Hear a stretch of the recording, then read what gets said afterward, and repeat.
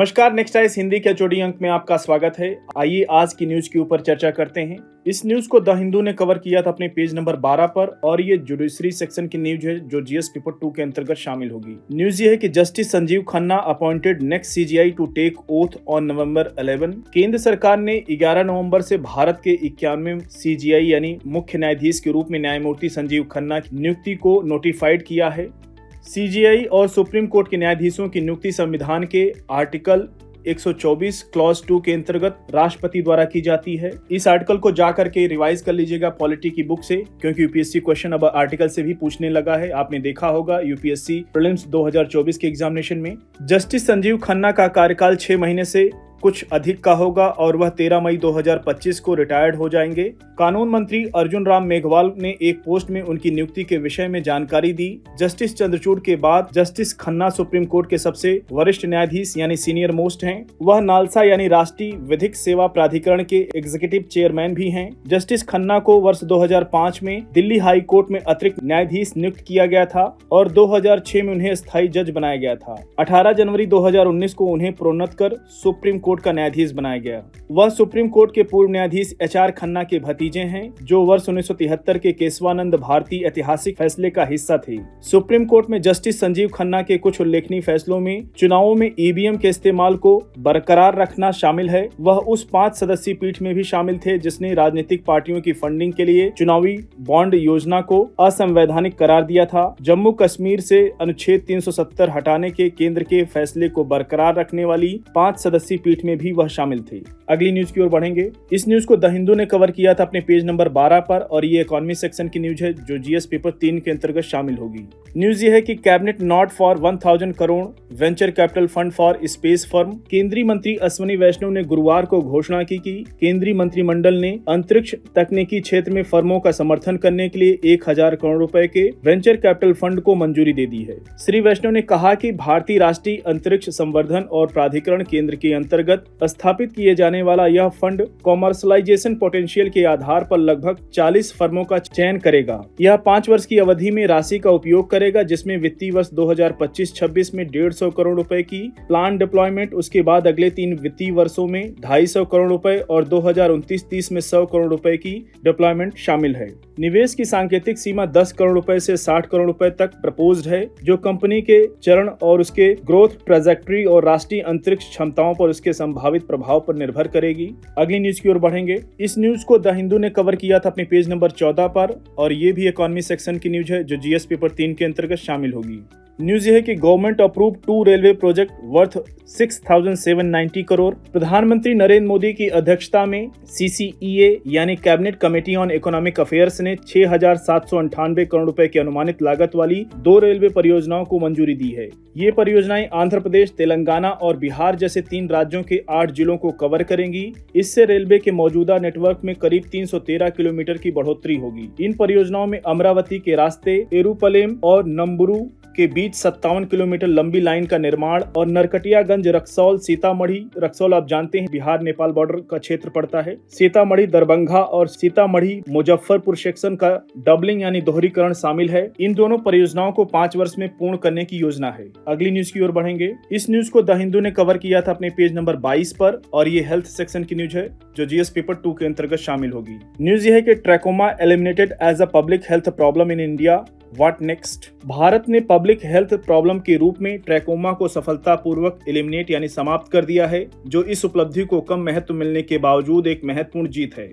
पहले भारत में ब्लाइंडनेस यानी अंधेपन के मामलों में ट्रैकोमा का योगदान 4% था। यह आंकड़ा अब घट करके 0.7% रह गया है। उत्पादकता में कमी के कारण ट्रैकोमा के कारण प्रतिवर्ष 2.9 से लेकर 5.3 अरब डॉलर के बीच इकोनॉमिक लॉस यानी आर्थिक नुकसान होने का अनुमान है। क्लेमाइडिया ट्रैकोमैटिस के कारण होने वाला ट्रैकोमा मुख्य रूप से वल्नरेबल पॉपुलेशन यानी कमजोर जनसंख्या, जो कमजोर वर्ग है, जिसमें विशेष करके छोटे बच्चों को प्रभावित करता है और विशेष रूप से पुअर सैनिटेशन यानी स्वच्छता के अभाव वाले क्षेत्रों में छोटे बच्चों, महिलाओं को यह बीमारी इन्फेक्टेड आई सेक्रेशन यानी संक्रमित आंखों के स्राव के संपर्क में आने से फैलती है और भीड़ भाड़ एवं स्वच्छता के अभाव से और भी बढ़ जाती है। ध्यान रखिएगा। ट्रैकोमा इस बार न्यूज़पेपर में काफी चर्चा में रहा।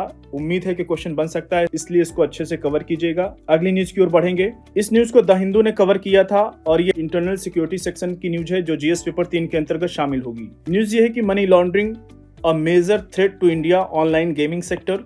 डिजिटल इंडिया फाउंडेशन की एक रिपोर्ट में मनी लॉन्ड्रिंग को भारतीय ऑनलाइन गेमिंग सेक्टर की अखंडता एवं दीर्घकालिक सफलता के लिए एक बड़े खतरे के रूप में पहचानते हुए सिफारिश की गई है कि सरकार को अनुपालन करने वाली गेमिंग कंपनियों को एक व्हाइट लिस्ट स्थापित करनी चाहिए या जारी करनी चाहिए ताकि यह सुनिश्चित हो सके कि पेमेंट गेटवेज और इंटरनेट सेवा प्रदाता केवल सूचीबद्ध ऑपरेटरों को ही सेवा प्रदान कर सकें। ऑनलाइन गेमिंग इकोसिस्टम में मनी लॉन्ड्रिंग का मुकाबला शीर्षक वाली रिपोर्ट में कहा गया है कि मनी लॉन्ड्रिंग और आतंकवाद के फंडिंग यानी वित्त पोषण दोनों के उद्देश्य से अंतर्राष्ट्रीय ऑनलाइन सट्टेबाजी साइटों का उपयोग करके साइबर क्राइम की एक प्रमुख प्रवृत्ति बन गई है। इसने अवैध ऑपरेटरों पर नकेल कसने यानी KYC नो योर कस्टमर, अपने ग्राहकों को जाने, प्रथाओं को सख्त करने और भ्रामक विज्ञापनों के खिलाफ कार्रवाई के लिए एक समर्पित यानी डेडिकेटेड टास्क फोर्स का सुझाव दिया है। अगली न्यूज की ओर बढ़ेंगे। इस न्यूज को द हिंदू ने कवर किया था अपने पेज नंबर 4 पर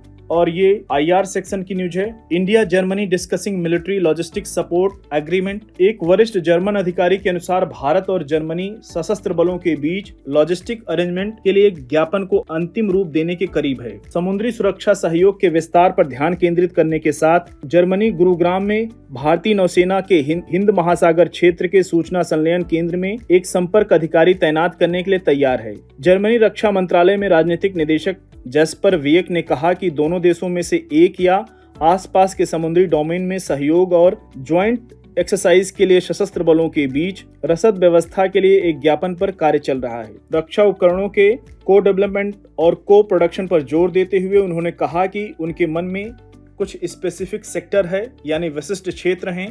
अंडर वाटर टेक्नोलॉजी यानी पानी के नीचे की तकनीकी जो 6 पारंपरिक पनडुब्बियों के लिए भारतीय नौसेना के प्रोजेक्ट 75I जैसे कार्यक्रम हैं। अगली न्यूज की ओर बढ़ेंगे। इस न्यूज को इंडियन एक्सप्रेस ने कवर किया था अपने पेज नंबर 17 पर और ये ज्योग्राफी सेक्शन की न्यूज है जो जीएस पेपर 1 के अंतर्गत शामिल होगी। न्यूज ये है कि how panchayat level weather forecast will help. हर घंटे अपडेट होने वाली 5 दिवसीय अब मौसम पूर्वानुमान अब ग्राम पंचायतों के स्तर पर उपलब्ध है। यह संपूर्ण देश में स्थानीयकृत पूर्वानुमान की दिशा में पहला बड़ा कदम है। इस पहल को औपचारिक रूप से पंचायती राज मंत्री राजीव रंजन और विज्ञान एवं प्रौद्योगिकी मंत्रालय तथा पृथ्वी विज्ञान मंत्रालय के राज्य मंत्री स्वतंत्र प्रभार जो डॉक्टर जितेंद्र सिंह ने गुरुवार यानी 24 अक्टूबर शाम को लॉन्च किया। ग्राम पंचायत स्तरीय मौसम पूर्वानुमान नामक यह पहल पंचायती राज मंत्रालय, भारतीय मौसम विज्ञान यानी IMD और पृथ्वी विज्ञान मंत्रालय का एक ज्वाइंट प्रोग्राम है। ध्यान रखिएगा, यूपीएससी क्वेश्चन प्रीलिम्स में स्टेटमेंट फॉर्म में पूछ लेता है किन किन के बीच के ये कार्यक्रम है, तो कंफ्यूज मत होइएगा। पंचायती राज मंत्रालय के अनुसार इस पहल का उद्देश्य, अब उद्देश्य की बात कर लेते हैं, एम्पावरिंग रूरल कम्युनिटीज यानी ग्रामीण समुदायों को सशक्त बनाना और जमीनी स्तर पर आपदा तैयारियों को बढ़ाना और इससे देश भर के किसानों एवं ग्रामीणों को लाभ होगा। इन पॉइंट को भी ध्यान में रखिएगा, मेंस के क्वेश्चन का उत्तर लिखने में आपकी मदद करेंगे। जमीनी स्तर पर गवर्नेंस को मजबूत करेगा और टिकाऊ कृषि प्रथाओं को बढ़ावा देगा जिससे ग्रामीण आबादी अधिक जलवायु लचीली बनेगी और पर्यावरणीय चुनौतियों से निपटने के लिए बेहतर ढंग से तैयार होगी। अगली न्यूज की ओर बढ़ेंगे। इस न्यूज को PIB ने कवर किया था, डिफेंस सेक्शन की न्यूज है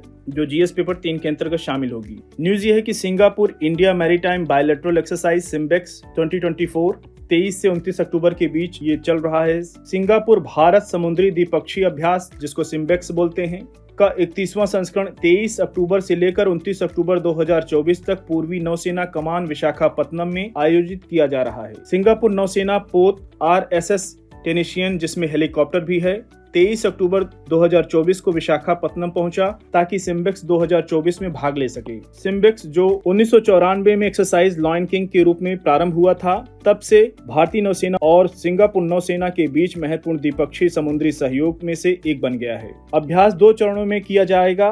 23 से लेकर 25 अक्टूबर तक विशाखापत्तनम में हार्बर स्टेज और 28 से 29 अक्टूबर तक बंगाल की खाड़ी में सी स्टेज यानी समुद्री चरण शामिल है। इस वर्ष के संस्करण का उद्देश्य अंतःक्रिया को बढ़ाकर समुद्री डोमेन जागरूकता में सुधार करके और सामान्य समुद्री चुनौतियों का समाधान करने के लिए सहयोग को बढ़ावा देकर भारत और सिंगापुर के बीच रणनीतिक साझेदारी को और मजबूत करना है। तो साथियों, आज के HOD अंक को यहीं पर समाप्त करते हैं। मिलते हैं नेक्स्ट अंक में कुछ और इंपॉर्टेंट न्यूज के साथ। तब तक जुड़े रहिए नेक्स्ट आईएएस हिंदी के साथ। धन्यवाद।